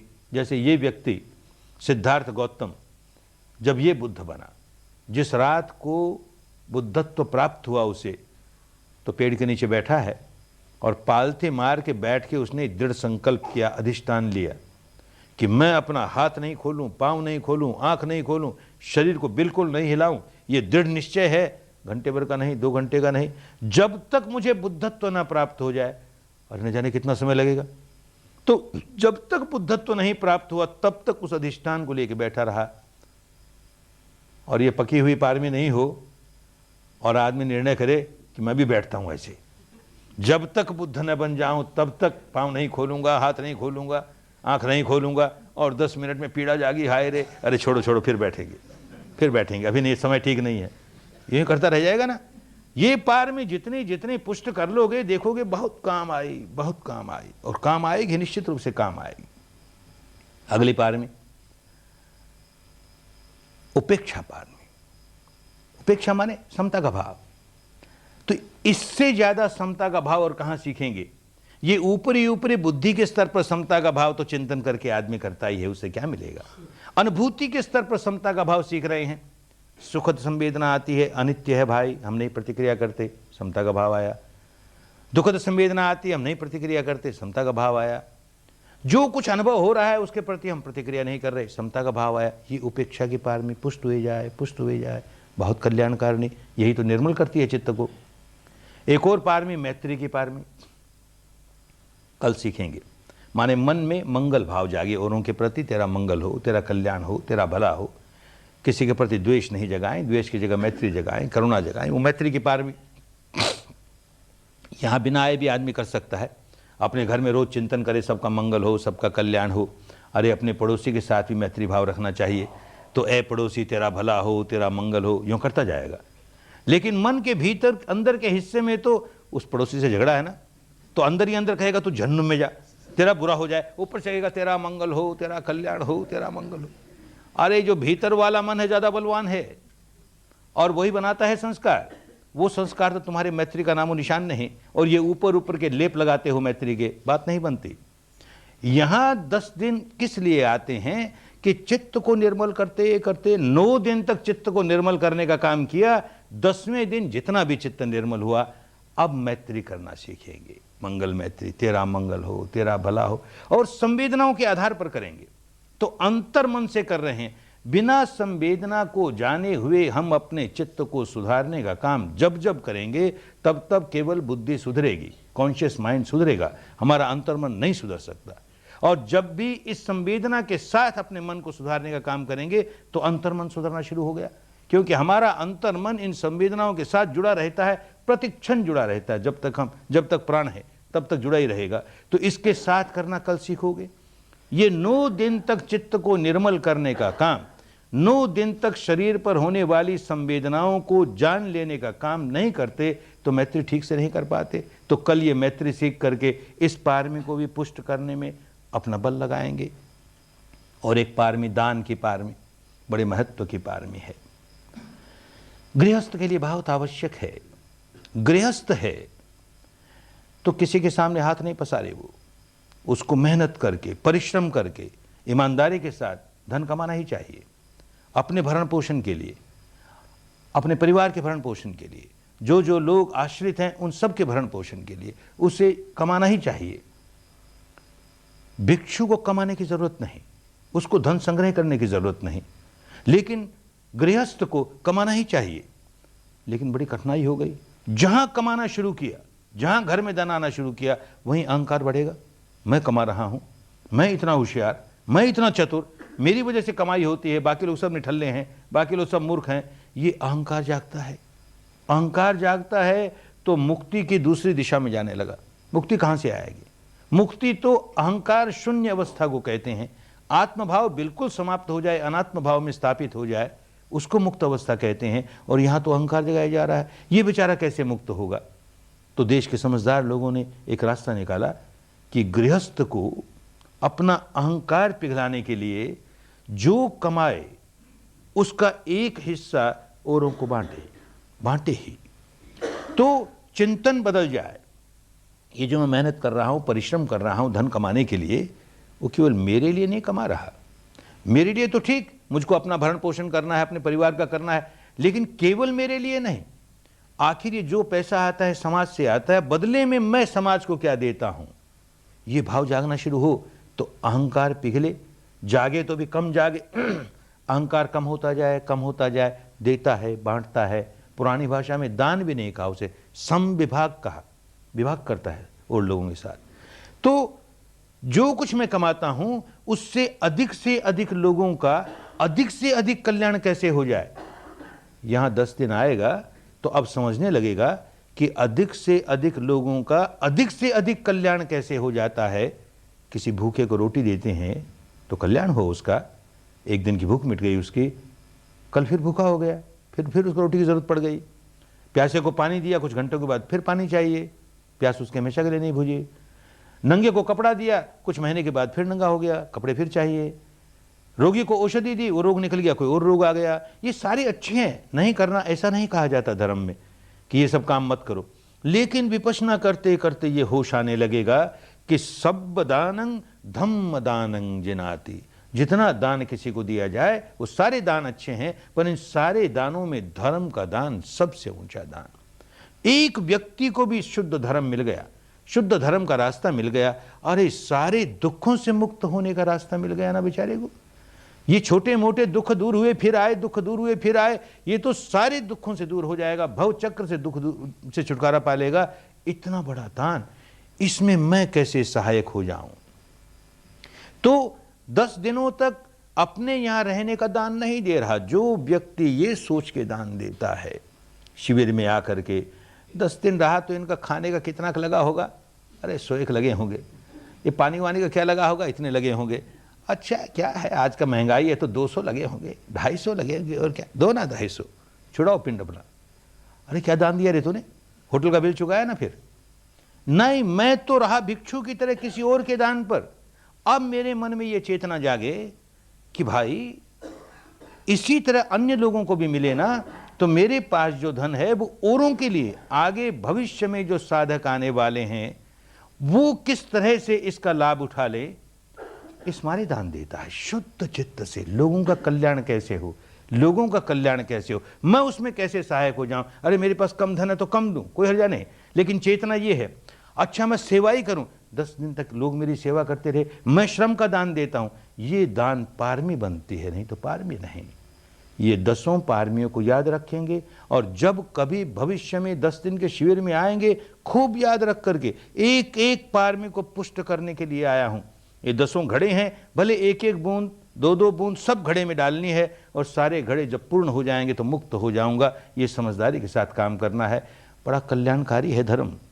न समझे तो उसका लाभ नहीं उठा सकता, समझ ले और उसके अनुसार चलना शुरू कर दे, अरे इससे बढ़कर और कुछ मंगलकारी है ही नहीं, इससे बढ़कर और कुछ कल्याणकारी है ही नहीं। आए हो, 9 दिन काम किया है, कल का दिन और यहाँ रहोगे, खूब लाभ उठाओ, खूब लाभ उठाओ, खूब समझो धर्म को, संप्रदाय से अलग करो इसे, दार्शनिक मान्यताओं से अलग करो इसे, कर्मकांडों से अलग करो इसे। ऐसा कुदरत का कानून है, ऐसा नियम है, ऐसा मान करके काम करोगे, खूब मंगल होगा, खूब कल्याण होगा। सबका मंगल हो, सबका कल्याण हो, सबकी स्वस्थ मुक्ति हो, स्वस्थ मुक्ति हो। भवतु सर्वमंगलं,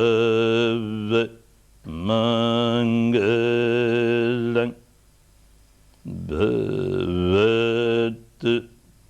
सर्वमंगलं,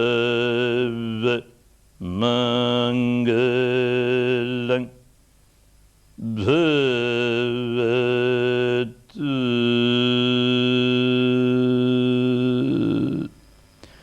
सर्वमंगलं।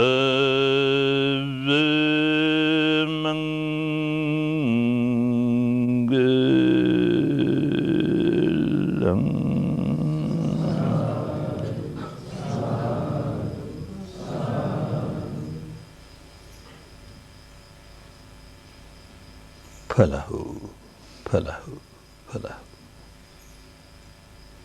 चाहे तो 5 मिनट विश्राम कर लें, फिर थोड़ी देर और ध्यान करेंगे।